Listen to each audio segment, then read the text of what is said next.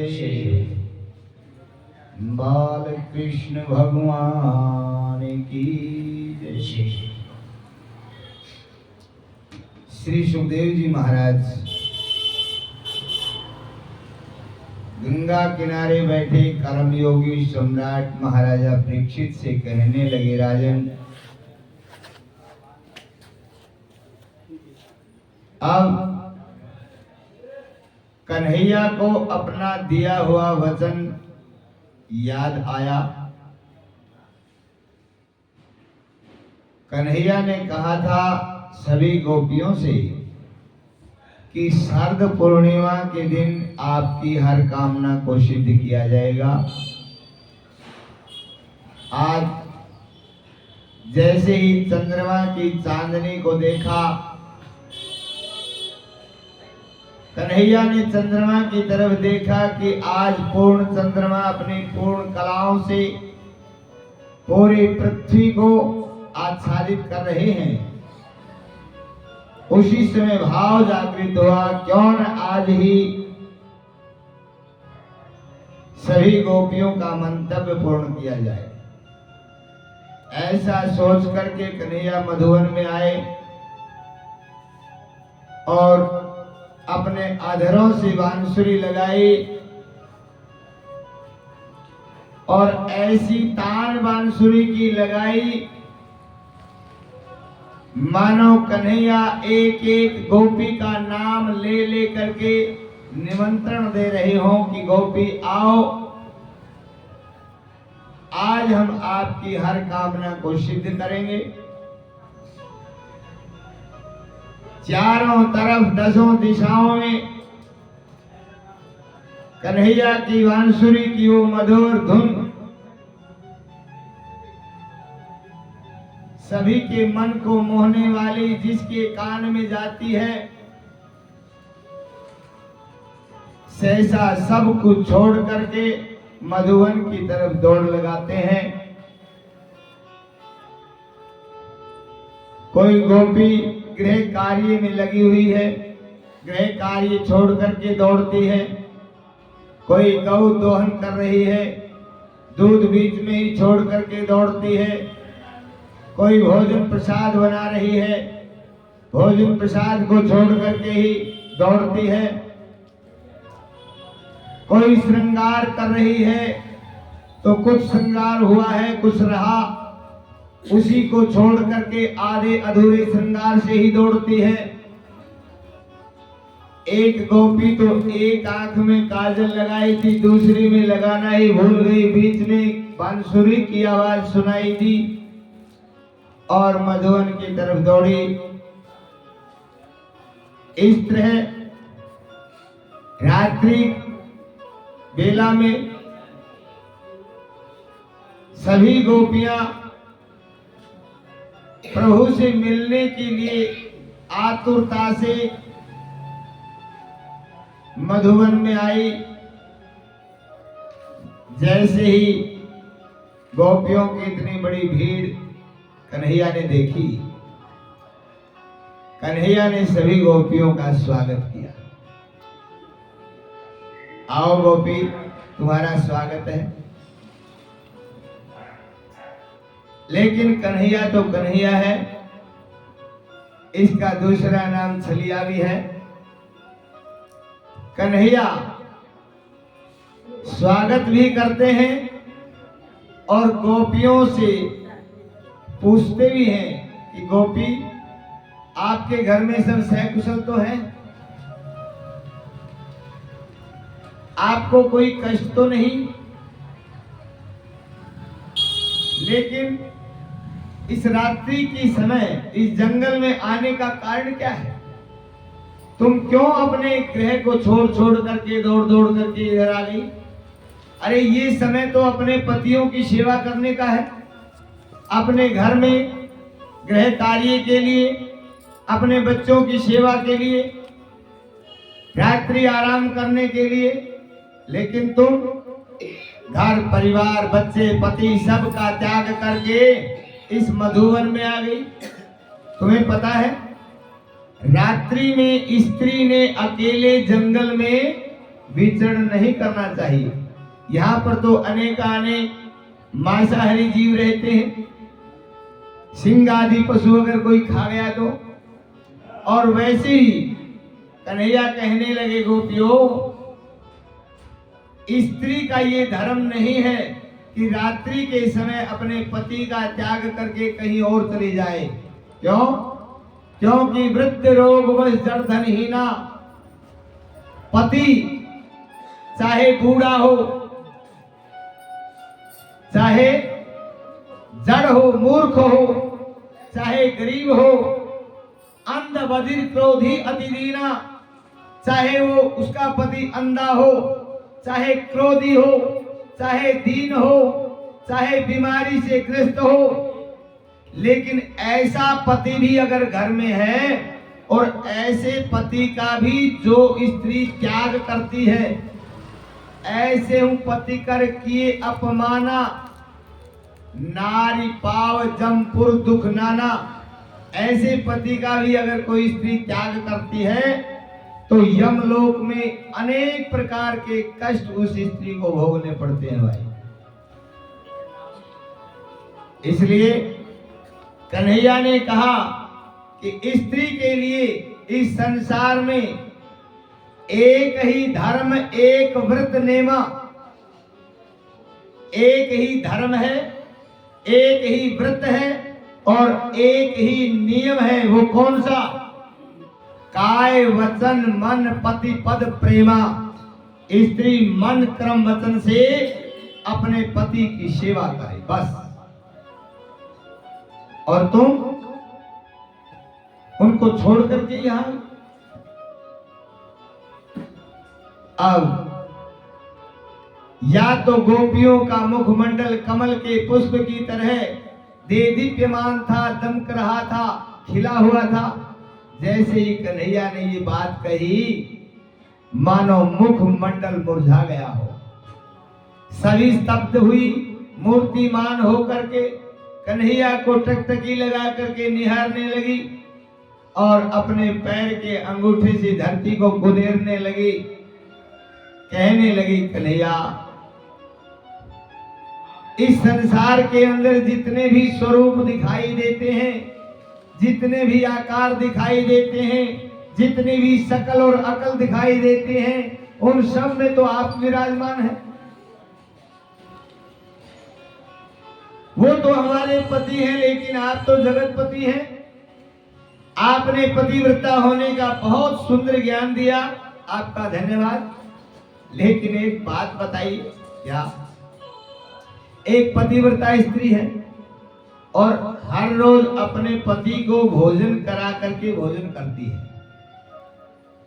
लेकिन एक समय उसका पति एक सप्ताह के लिए कहीं बाहर चला जाता है, तो पत्नी पति से पूछती है कि आप तो बाहर जा रहे हैं, लेकिन मेरा नियम तो है आपको प्रसाद खिलाकर प्रसाद पाना। मेरे नियम का क्या होगा? तो पति ने कहा, कोई बात नहीं, एक सप्ताह तक मेरे फोटो का भोग लगा देना, मेरा ध्यान कर लेना और प्रसाद पा लेना।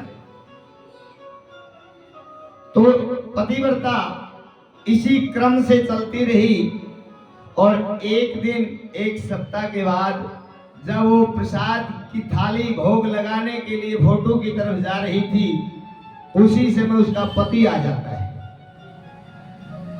और जैसे ही पति आया, हाथ में भोग प्रसाद की थाली है, गोपी पूछने लगी, कन्हैया, अब उस स्त्री का कौन सा धर्म है, फोटो को भोग लगाए या अपने पति को प्रसाद दे? कन्हैया ने कहा, ये कोई पूछने की बात है? जब असली पति आ गया है तो पति को जिमाए, अब फोटो को भोग लगाने की क्या जरूरत है? तो गोपियों ने कहा, कन्हैया, तुम तो जगतपति हो, असली पति तो तुम हो, ये सांसारिक पति जो है ये तो आपकी फोटो है।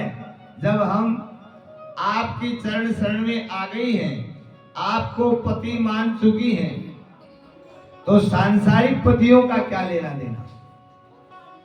जैसे ये भाव गोपियों का देखा, प्रभु प्रफुल्लित हुए, आनंदित हुए और सभी गोपियों से कहा आओ मेरे साथ। मधुवन में आ गए।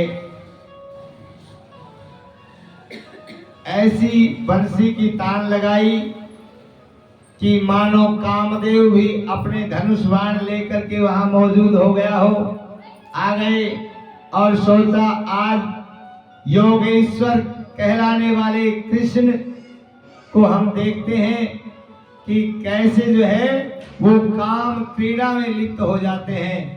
आज मैं ऐसे बाण छोड़ूंगा, ऐसा प्रभाव दिखाऊंगा, योगेश्वर कहलाने वाले कृष्ण कामासक्त होकर के गोपियों के मध्य में ऐसी काम क्रीड़ा में लिप्त हो जाएंगे कि वो भूल जाएंगे कि मैं योगेश्वर हूं। और जब कामदेव को इस प्रकार से प्रभु ने देखा, प्रभु मुस्कुराने लगे। कोई बात नहीं कामदेव, तुम आ गए हो तो तुम्हारा भी निमंत्रण है और कुछ कर सकते हो तो पूरे जोर शोर के साथ करिए। सभी तैयार होते हैं। बंसी की धुन लगी, शीतल मंद सुगंध हवाएं चलने लगी। चंद्रमा पूर्ण कलाओं से अपने प्रकाश की किरणों से सबको आच्छादित करने लगा। इस प्रकार से जैसे ही गोपियों के मध्य में कन्हैया नृत्य करने लगे, आलिंगन करने लगे, गोपियों के साथ जैसे ही आलिंगन हुआ उसी समय गोपियों के मन में एक भाव प्रकट हुआ कि आज जगतपति कहने वाले कृष्ण को हम अपने अनुसार नचाएंगे। आज तक तो कन्हैया संसार को अपने अनुकूल नचाता था, लेकिन आज हम कन्हैया को अपने अनुसार नचाएंगे। और जैसे ही आलिंगन करने लगी और मनमानी क्रीड़ा के अनुसार गोपियों का भाव बना, उसी समय कन्हैया सभी गोपियों के मध्य से अंतर्ध्यान हो गए। और जैसे ही अंतर्ध्यान हुए, कन्हैया चारों तरफ कहीं दिखाई नहीं दिए। उसी समय सभी गोपियां मायूस हो गई, उदास हो गई। कन्हैया के विरह की अश्रुधारा गोपियों की आंखों से फूट पड़ी, विचलित हुई। कभी वृक्षों से पूछती है, कभी टहनियों से पूछती है, तो कभी नाचते हुए मोरों से पूछती है, और आलिंगन कर करके मानो झाड़ियों से भी पूछती हो कि क्या मेरा कन्हैया तुम्हें कहीं देखा। तो आइए एक भजन के द्वारा राधा रानी कैसे कन्हैया को ढूंढती है और कहने लगी, राधा ढूंढ रही किसी ने मेरा श्याम देखा। राधा ढूंढ रही किसी ने मेरा श्याम देखा। राधा ढूंढ रही किसी ने मेरा श्याम देखा।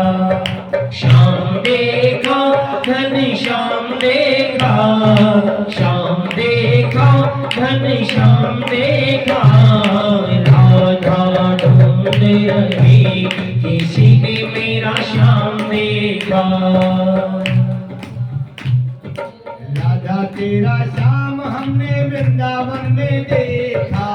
राधा तेरा श्याम हमने वृंदावन में देखा।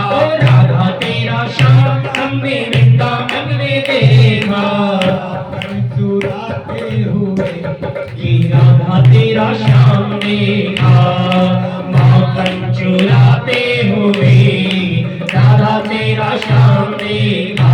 अरे राधा ढूंढ रही किसी ने मेरा श्याम देखा।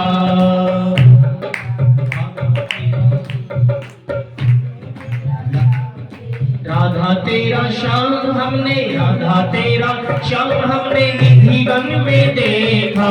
राधा तेरा श्याम हमने निधि वन में से रचाते हुए हो राधा तेरा श्याम देखा, रास रचाते हुए हो राधा तेरा श्याम देखा।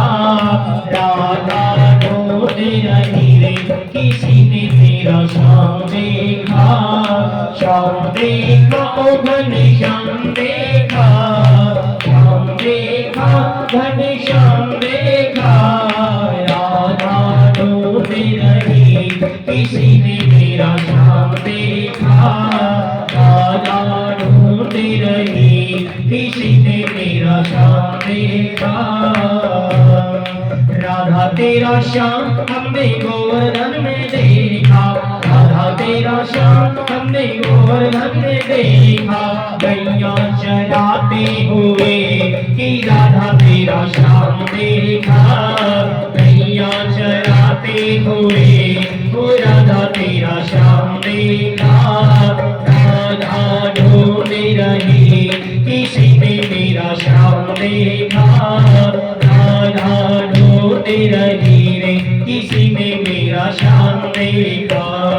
राधा तेरा श्याम हमने यमुना तट पे देखा, राधा तेरा श्याम हमने यमुना तट पे देखा।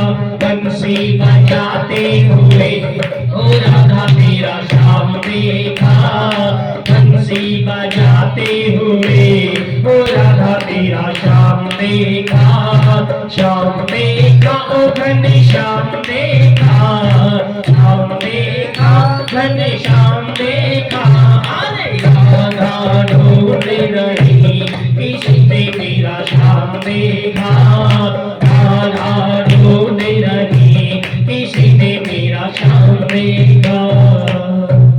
बोली कृष्ण कन्हैया लाल की।